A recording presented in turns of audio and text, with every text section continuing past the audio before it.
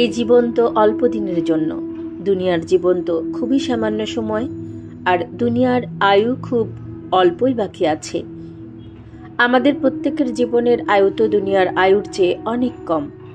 আল্লাহই ভালো জানেন আমাদের কার কখন মৃত্যুর ডাক চলে আসবে।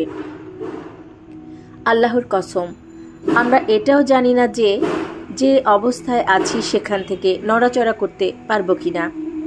তাহলে পাপ কাজ করে কি লাভ? পাপের ফলে দুনিয়াতেও নানা বালা মুসিবত নেমে আসে, আবার আখিরাতেও রয়েছে চরম শাস্তি।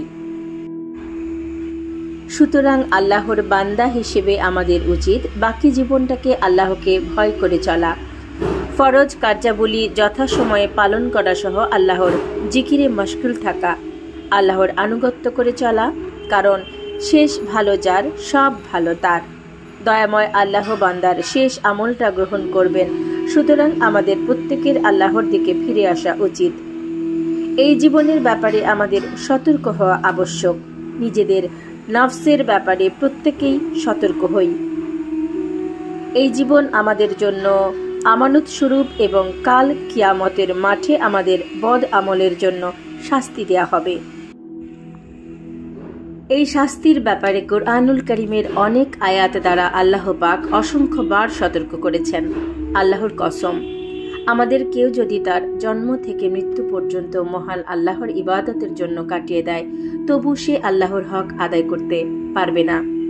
কিন্তু আল্লাহ আমাদের অল্প ইবাদতেই সন্তুষ্ট হয়ে যান।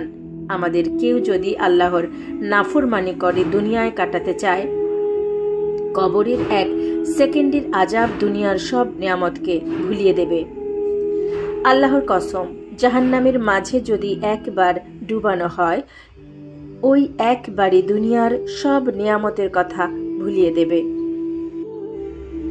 তাহলে জাহান্নামে প্রবেশ করাটা কতই না ভয়াবহ বলার অপেক্ষা রাখে না।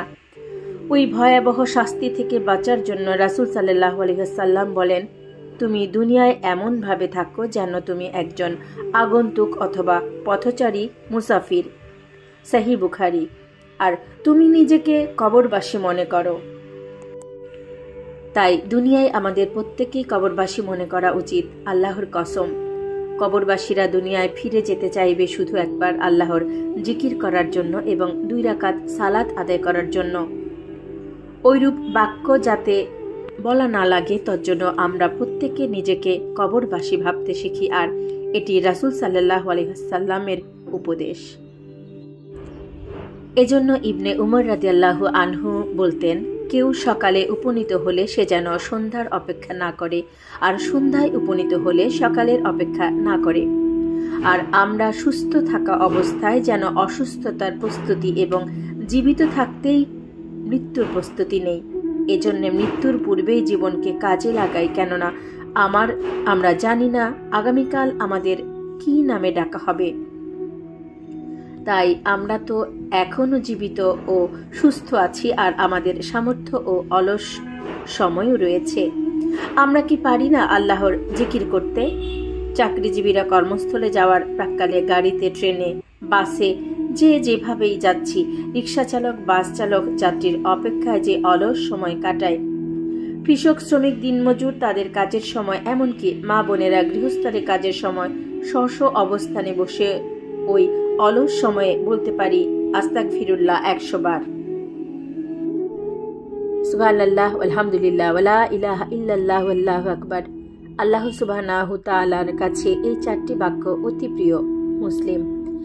রাসূল সাল্লাল্লাহু আলাইহি ওয়াসাল্লাম বলেছেন, যে ব্যক্তি দিবসে 100 বার সুবহানাল্লাহি ওয়া বিহামদিহি পাঠ করবে, তার পাপ মুছে ফেলা হবে, যদিও উহা সাগরের ফেনা রাশির সমান হয়েছে। বুখারী ও মুসলিম। লা হাওলা ওয়ালা কুওয়াতা ইল্লা বিল্লাহ, এই বাক্যটি হলো বেহেশতের রত্ন ভাণ্ডার। বুখারী ও মুসলিম। নবী সাল্লাল্লাহু আলাইহি ওয়াসাল্লাম এর দরুদ ও সালাম পাঠ সহ আমাদের জানা অন্যান্য তাসবিহগুলো, উপযুক্ত তাসবিহগুলো আমরা আমাদের যাত্রাপথে, চলতে ফিরতে সব পর্যায়ে পেশার আল্লাহর বান্দারা পাঠ করে অলস সময় কাটাতে পারি।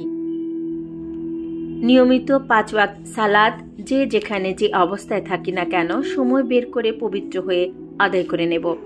কোনো অজুহাত এই ক্ষেত্রে প্রযোজ্য নয়, কারণ সালাত আদায়ে বাধা সৃষ্টি করার কোনো ক্ষমতা কারো নাই যদি নিজে নিজেকে বাধ্য না করি।